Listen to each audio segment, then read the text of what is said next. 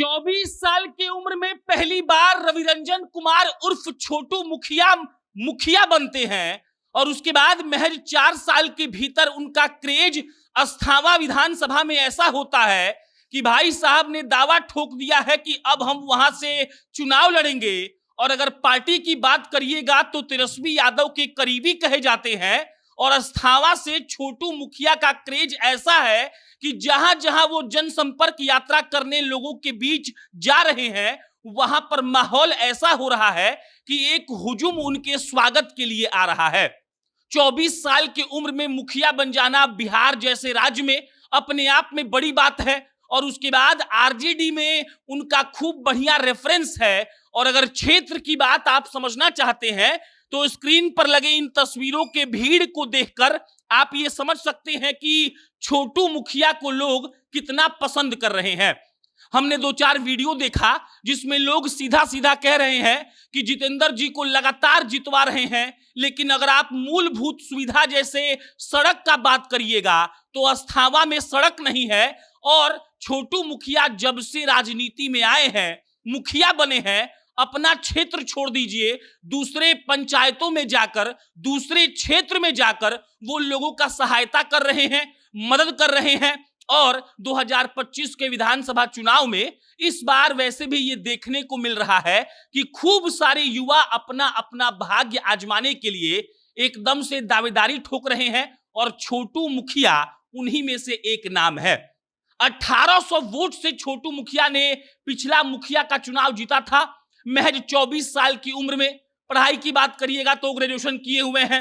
अगर समाज सेवा की बात करिएगा तो अगल बगल के लोग ये दावा करते हैं कि छोटू मुखिया दिन रात क्षेत्र में ही लगे रहते हैं। और अभी आप स्क्रीन पर जो हुजूम चलता हुआ देख रहे हैं, जो गाड़ियों का काफिला देख रहे हैं, इससे आप ये समझ सकते हैं कि स्थिति कितनी एक तरीके से जबरदस्त है उनको लेकर। और छोटू मुखिया ने कैसे लोगों को अपने प्रति ये समझाया है कि अगर वो विधायक बन जाएंगे तो क्षेत्र के लिए कैसा काम करेंगे।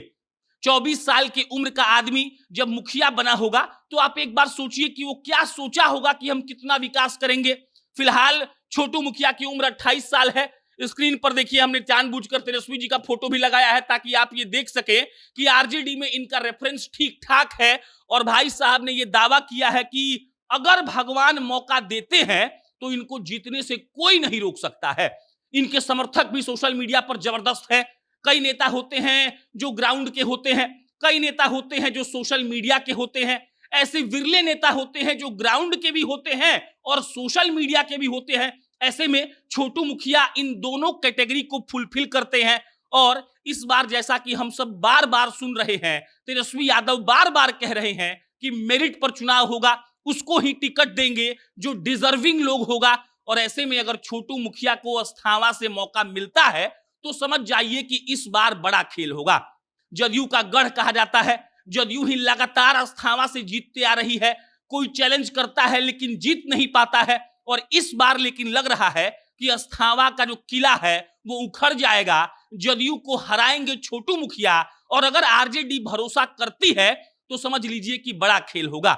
टिकट बंटवारे का जो सिस्टम है वो भी थोड़ा समझिए। टिकट बंटवारे का इस बार का सिस्टम ऐसा रहने वाला है कि कोई भी पार्टी जो महागठबंधन में है या एनडीए में है वो टिकट के लिए जिद नहीं करेंगे। वो जानेंगे कि कौन जीतने वाला है, सर्वे के हिसाब से निर्णय लिया जाएगा कि टिकट किसको मिलेगा।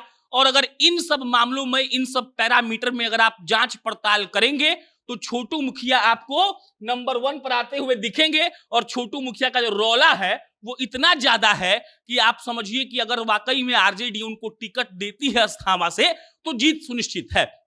क्षेत्र वाले कहते हैं कि कोरोना से लेकर अब तक एक भी ऐसा दिन नहीं है जब छोटू मुखिया क्षेत्र में ना आए हो। कोरोना में वो सामान बांट रहे थे, हर छठ में सामान बांटते रहते हैं। कोई भी दुख पीड़ा तकलीफ आती है अगर क्षेत्रवासियों पर तो अपना पंचायत छोड़कर दूसरे पंचायत में जाते हैं। और ऐसे नेता आजकल बहुत कम हो गए हैं।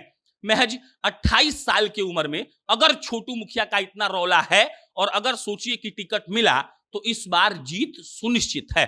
बाकी विधानसभा चुनाव है तो हम अलग अलग विधानसभा क्षेत्रों का विश्लेषण कर रहे हैं। इस पर आप क्या सोचते हैं टिप्पणी करके बताइएगा। मेरा नाम प्रशांत है। बहुत बहुत धन्यवाद।